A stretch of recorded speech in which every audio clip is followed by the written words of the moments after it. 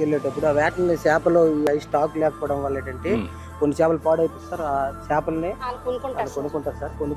కొనుక్కుంటారా? పెట్టేసి అవి 2 రోజుల తర్వాత 4 రోజుల తర్వాత మళ్ళీ పట్టుకుంటూ వెళ్ళి విలేజ్ అంటే వెళ్ళి అమ్ముతారు సార్. అమ్మేసి ఏమ్మా ఏంటి బాగున్నారా? నీ పేరేంటి తల్లి?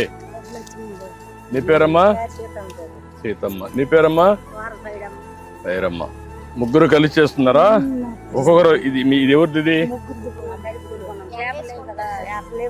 లేవు, ముగ్గురు కలిసి కొనుక్కున్నారు.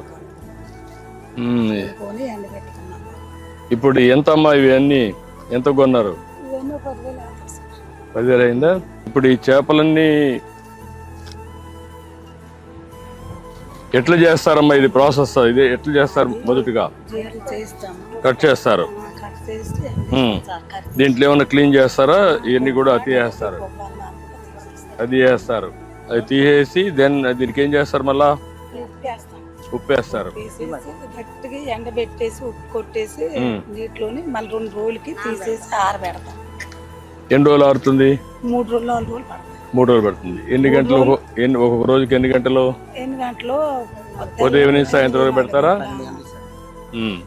అది బాగా ఎండిన తర్వాత తీసుకెళ్ళి పట్టుకెళ్ళి పల్లె వెళ్ళిపోతాం. ఊళ్ళో పల్లెల్లో అమ్ముతారు.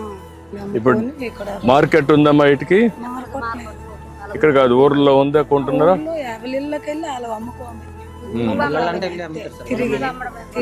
తిరిగి అమ్ముతారు. మీరే వెళ్తారా? వేరే వాళ్ళు పంపిస్తారా? మళ్ళా మీరే వెళ్తారా? మరి మాకు ఇదే తల బాధలు వేసేసి పచ్చి చేప మోచి ఎండి చేప మోచి మాకు అంతా ఇదే బాధ. మాకు వచ్చింది